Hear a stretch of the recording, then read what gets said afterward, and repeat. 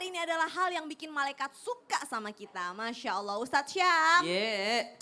Kita itu kan paling gampang ya berjanji, makanya nggak boleh berjanji ketika lagi bahagia. Karena Betul. gampang banget tuh berjanji ya kan. Tapi masalahnya menepati janji itu kan sangat sulit sekali. Apalagi janji seorang laki-laki kepada perempuan. Au. Oh gitu. Baik.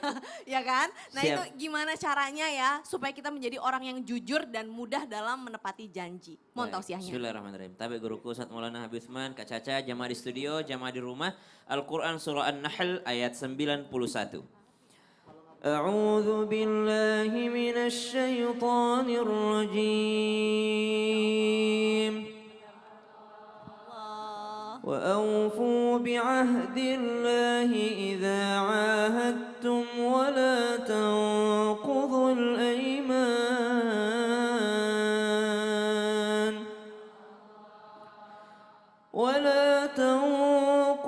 الأيمان بعد توكيدها وقد جعلتم الله عليكم كفيلا إن الله يعلم ما تفعلون.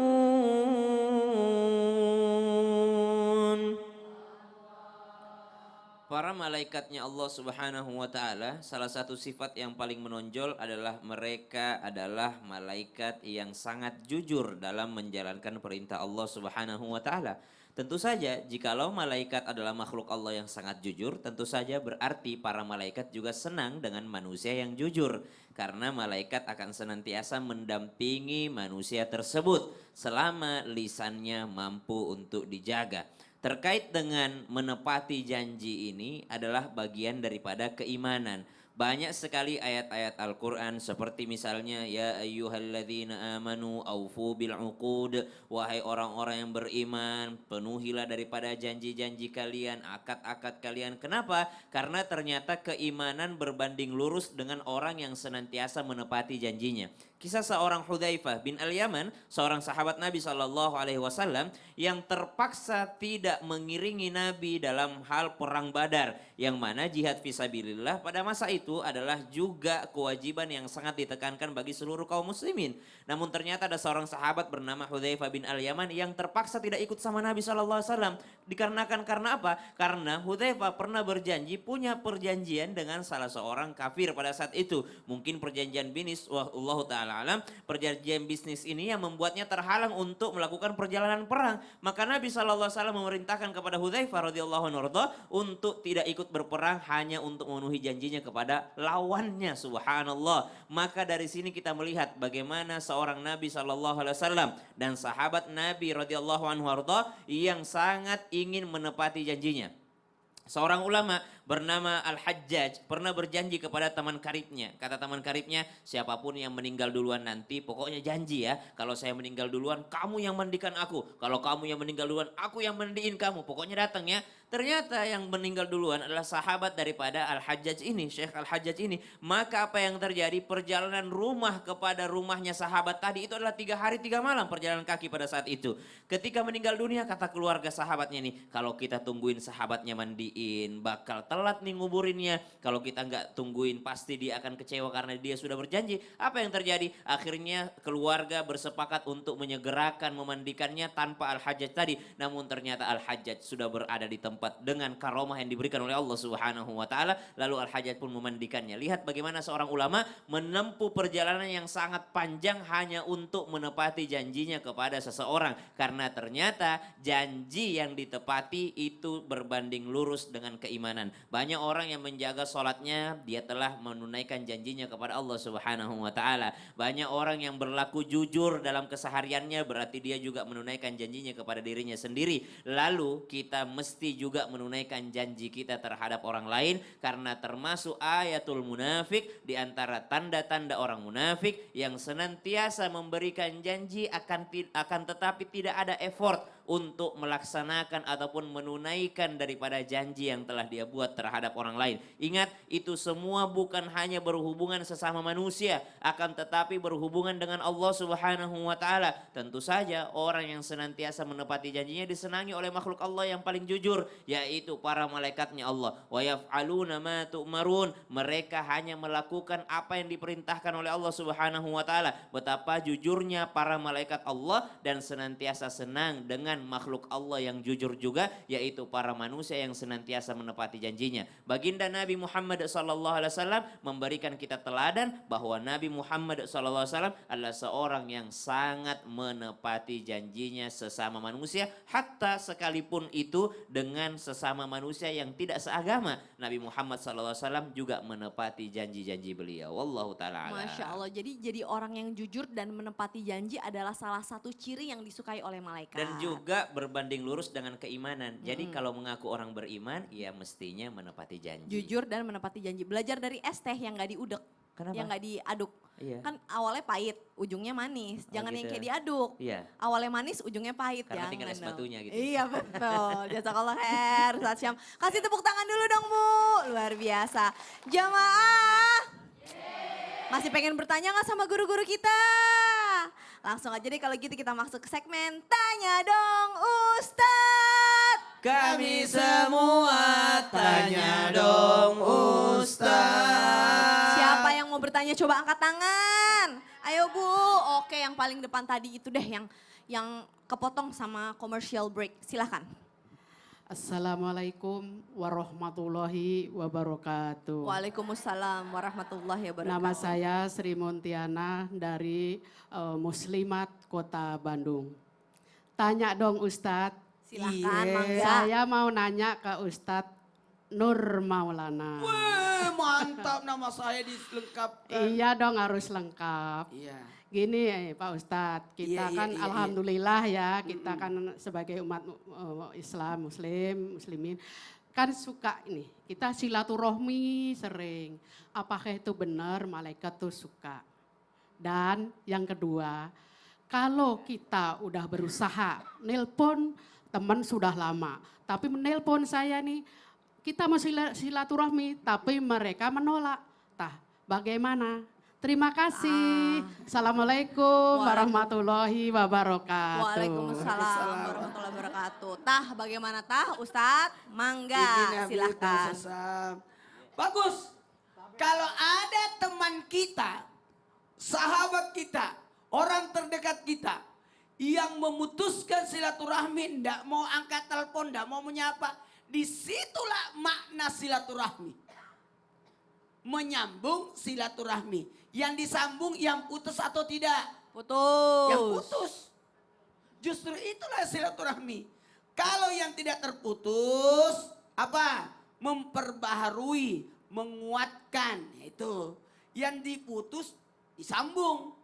Itu namanya silaturahmi. Nah, dalam hal ini perlu dijelaskan lagi.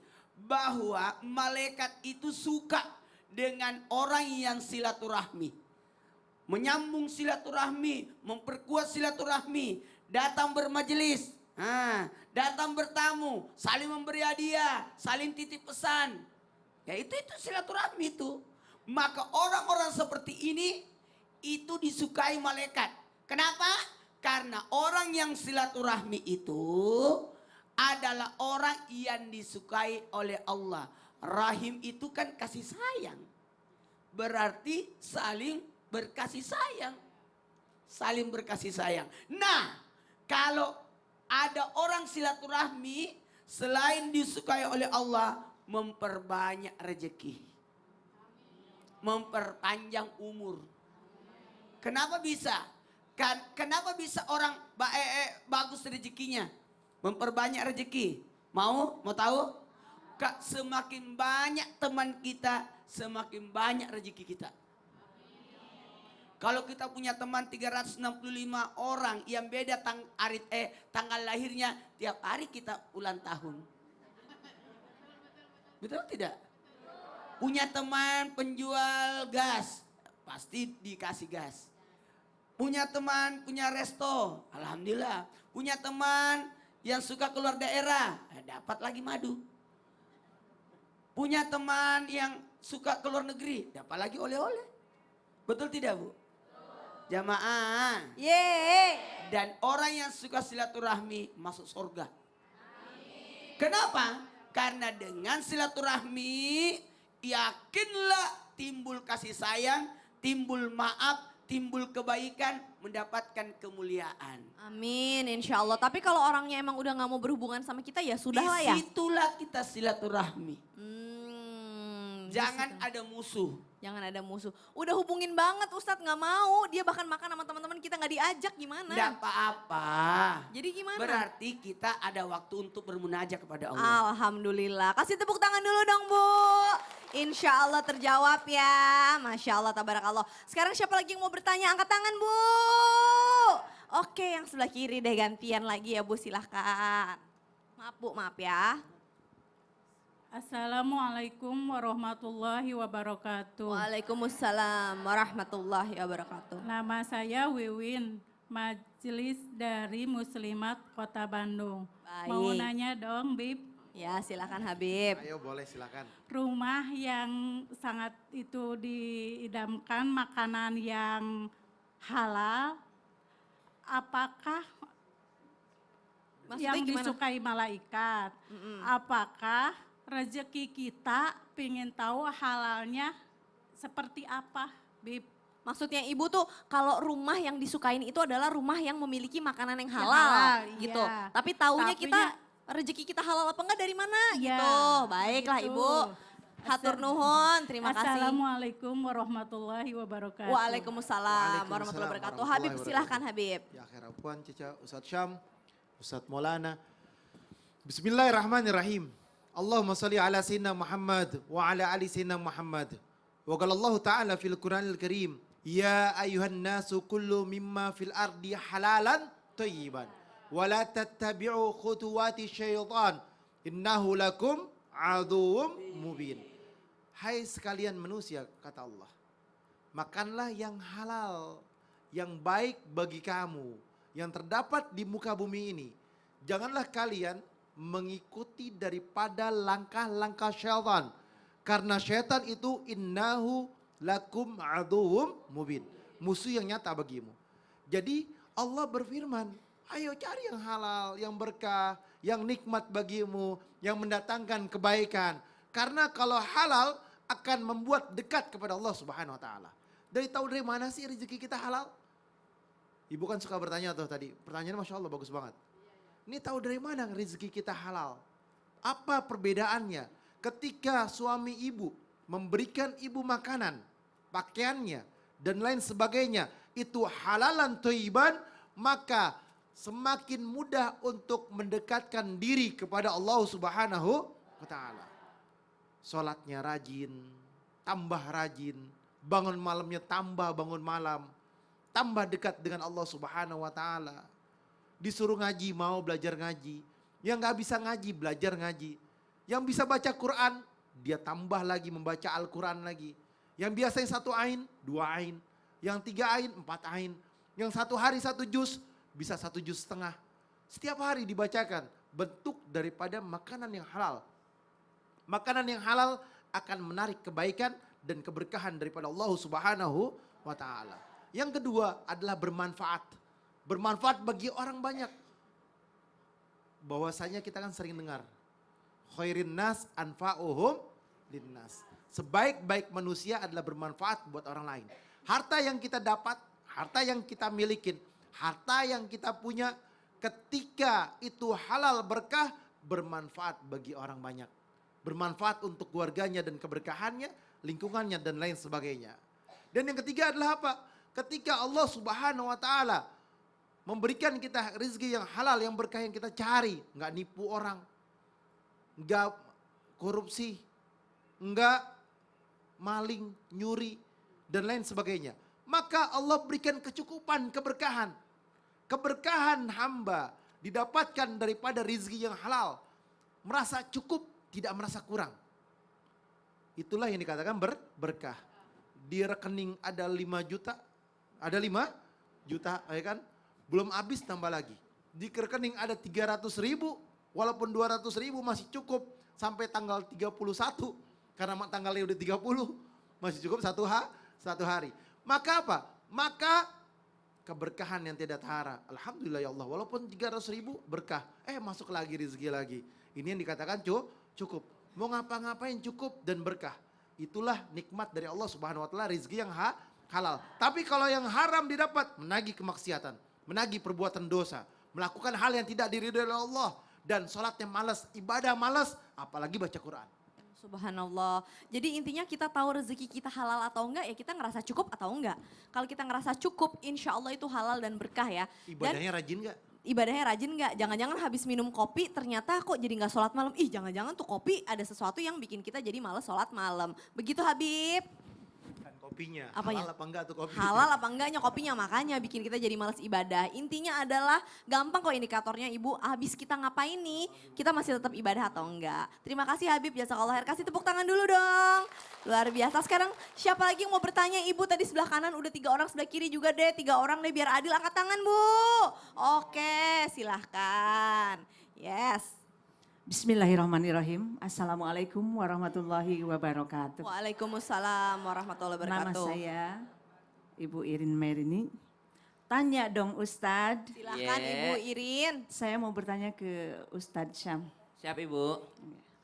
Tanda mengetahui bahwa malaikat benar-benar datang ke rumah kita, bagaimana Pak Ustadz? Ibu mau? Mau, aku juga Mau. mau. Malakul maut? Ya. Gak mau? Jangan dong Ustaz Sam. Kalau ada Malaikat kepastian Mikail masuk aja. surga gimana? Mau, bebas Oh. hisap mau, Oh, bebas siap. hisap dunia. Iya. Di akhirat mau, di Siap, alam barzakh mau baik. kalau kayak gitu.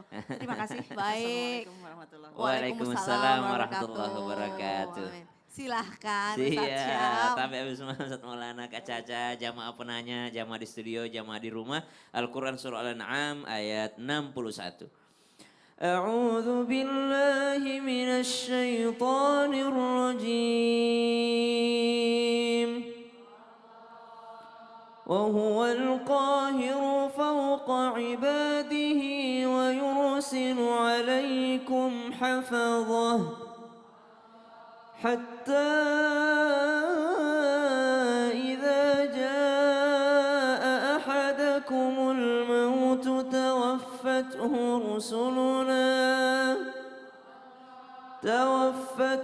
رسلنا وهم لا يفرطون. Selain daripada para malaikat ini adalah makhluk Allah yang termasuk paling taat akan perintah Allah Subhanahu wa taala, malaikat juga makhluk Allah yang termasuk dalam hal makhluk gaib. Makhluk gaib itu berarti salah satu cirinya tidak bisa kita identifikasi dengan indera kita.